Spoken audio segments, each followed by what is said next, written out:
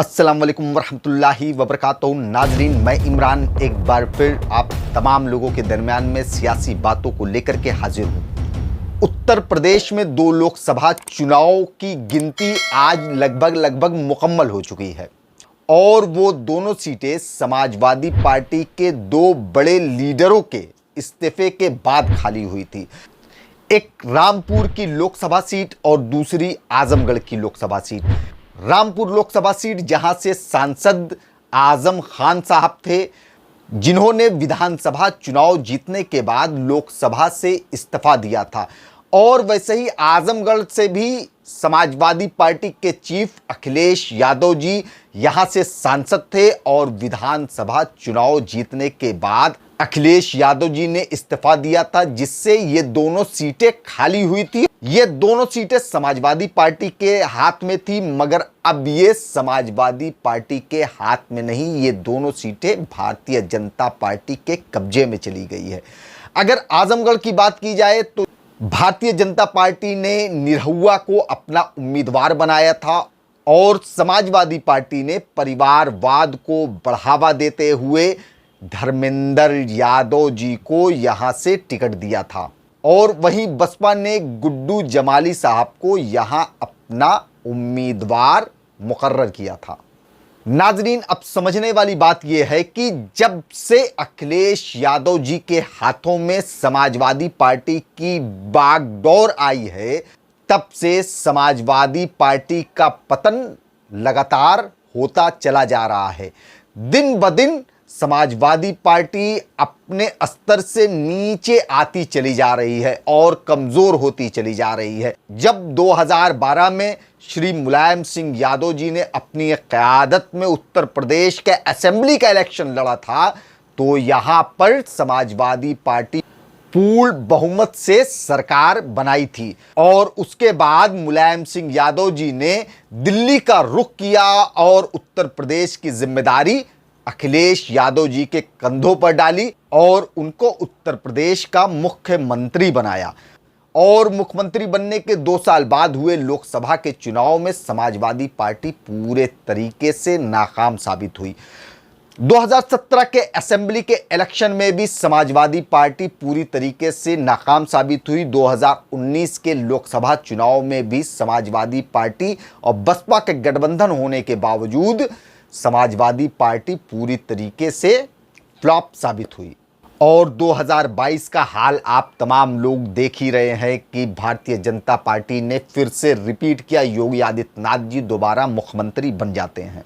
योगी आदित्यनाथ जी मुख्यमंत्री सिर्फ इसलिए बनते हैं क्योंकि वो अखिलेश यादव जी के नाकामी की वजह से, फिलहाल ये दोनों लोकसभा की सीटें जो समाजवादी पार्टी के हाथ में थी, वो अब भारतीय जनता पार्टी के हाथ में जा चुकी है। और समाजवादी पार्टी की हालात अब ऐसी हो गई है कि वो अपने परिवार के जो बड़े लीडर थे उनको ही कामयाब करने में नाकामयाब साबित होती हुई दिख रही है। अब इन सारे इलेक्शन में मुसलमानों का रोल देखा जाए तो बड़ा ही अजीबोगरीब है। अगर रामपुर की बात की जाए तो समाजवादी पार्टी के कद्दावर लीडर आजम खान साहब, जिनकी आन बान शान रामपुर की लोकसभा सीट पर लगी हुई थी, वो पूरी तरीके से फ्लॉप साबित हो चुकी है। वहीं आजमगढ़ की अगर बात की जाए तो यहां पर मुसलमानों ने जो रोल निभाया वो वाकई अफसोसनाक था। ये जो बाई इलेक्शन था, ये जो उपचुनाव था, इसमें ना तो किसी की सरकार बननी थी, ना तो किसी की सरकार बिगड़नी थी। और अगर मुसलमान हिकमत से अगर चलता तो एक अपना नुमाइंदा यानी कि गुड्डू जमाली, जो कि बसपा के उम्मीदवार थे, उसको जिता सकता था।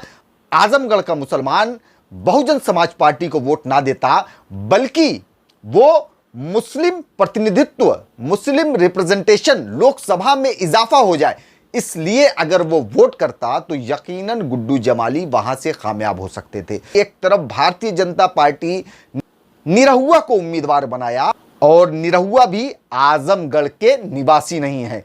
और वहीं धर्मेंद्र यादव की बात की जाए तो धर्मेंद्र यादव जी कई 100 किलोमीटर से चल करके आजमगढ़ में इलेक्शन लड़ने के लिए आए हुए थे। तो इन दोनों कैंडिडेट में जो दोनों बाहरी थे, अगर आजमगढ़ की आवाम और खास करके मुसलमानों ने अगर हिकमत का काम किया होता, हिकमत का सबूत दिया होता, तो एक नुमाइंदे को बहुत ही बेहतरीन तरीके से जिता करके आजमगढ़ का नाम रोशन कर सकता था, क्योंकि लोकसभा के अंदर आजमगढ़ का एक बेटा पहुंच जाता और मुस्लिम प्रतिनिधित्व भी बढ़ता। और अगर आजम खान साहब के इस्तीफा देने के बाद जो सीट खाली हुई थी और यहां गुड्डू जमाली अगर जीत जाते तो लोकसभा के अंदर मुस्लिम प्रतिनिधित्व जो था वो बराबर हो जाता। मगर आजमगढ़ के मुसलमानों ने यह नहीं किया, वो धर्मेंद्र यादव के तरफ ही ज्यादातर वोट मूव हुए। ये मेरी अपनी जाती राय है कि मुलायम सिंह यादव जी सैकड़ों किलोमीटर दूर चल करके आजमगढ़ में आते हैं सिर्फ मुसलमानों के वोट के लिए।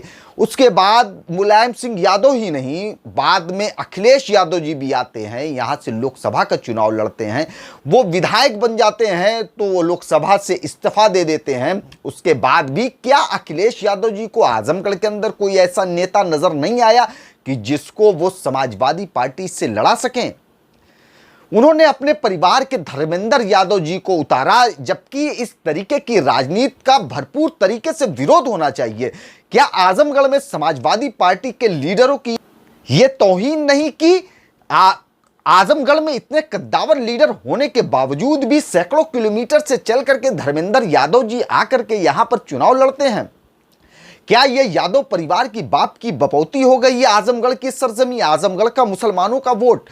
नहीं अज़ीज़ान गिरामी, कोई भी सियासी जमीन किसी के बाप की बपौती नहीं हुआ करती है। मगर आगे के लिए अगर कोई बाहरी कैंडिडेट आए तो उसका विरोध होना चाहिए, क्योंकि अगर आप बाहरी कैंडिडेट का अगर विरोध नहीं करेंगे तो आपका जो बच्चा जो आजमगढ़ की सरजमी पर जो मेहनत कर रहा है, जो आगे चल करके आपके मुस्तकबिल के लिए आवाज को उठाना चाहता है, आपके लिए लड़ाइयां लड़ना चाहता है, और वो उसकी गर्दन को काट दिया जाता है सियासी छुरे से। तो नाजरीन, उत्तर प्रदेश की दोनों लोकसभा सीटें समाजवादी पार्टी अपने हाथों से गंवा चुकी है, और इस बेहतरीन समाजवादी पार्टी की क़यादत के लिए मैं इमरान बंटी अखिलेश यादव जी को मुबारकबाद देता हूं। वाखिर दवाना अल्हम्दुलिल्लाहि रब्बिल आलमीन।